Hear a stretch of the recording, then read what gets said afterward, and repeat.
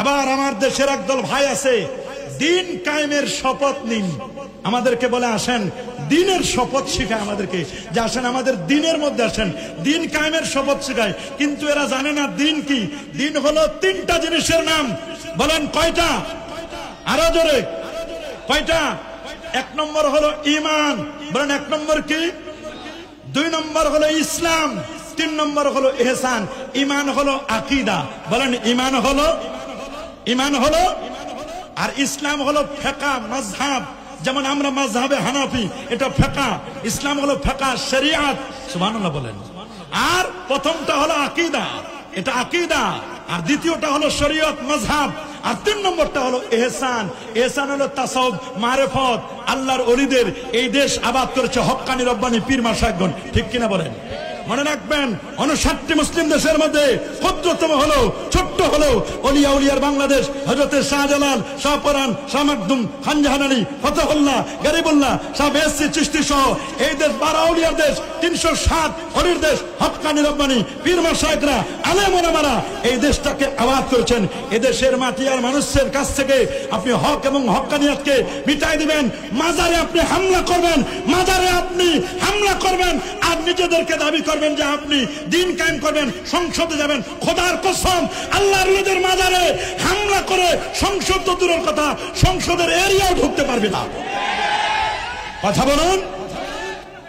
আল্লাহর ওলিদের দুশমন যারা, আমার আল্লাহ নিজেই বলে দিয়েছেন, মান আদা লিল্লাহি ওয়ালিয়ান ফাকাদ আযানতুহু বিল হারব।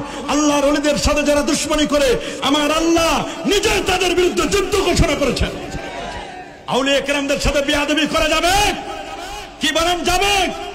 যদি দাবি করো যে না আমি দিন কায়েম করব, কিন্তু দিন আমরা চিনি, দিন কি আমার রাসূল বলে দিয়েছেন সহিহ মুসলিম কিতাবুল ঈমানের প্রথম হাদিস, উমর ইবনে খাত্তাব রাদিয়াল্লাহু তাআলা আনহু আন্নাহু قال بينما نحن عند رسول الله صلى الله عليه وسلم ذات يوم اجتلى لنا رجل شديد بياض الثياب شديد سواد الشعر لا يرى عليه اثر السفر ولا يعرف من احد حتى جلس الى النبي صلى الله عليه وسلم فاسند ركبته الى ركبته ووضع كفيه على فخذيه قال يا محمد اخبرني عن الاسلام قال الاسلام ان تشهد ان لا اله الا الله وان محمد رسول الله صلى الله عليه وسلم وتقيم الصلاه وتؤتي الزكاه وتصوم رمضان وتحج البيت ان استطعت اليه سبيلا قال صدقت قال فاجبنا له يسال ويصدق قال اخبرنا عن الايمان قال الايمان ان تؤمن بالله وملائكته وكتبه ورسله واليوم الاخر وتؤمن بالقدر خيره وشره قال صدقت قال اخبرني عن الاحسان قال ان تعبد الله كانك تراه فان لم تكن تراه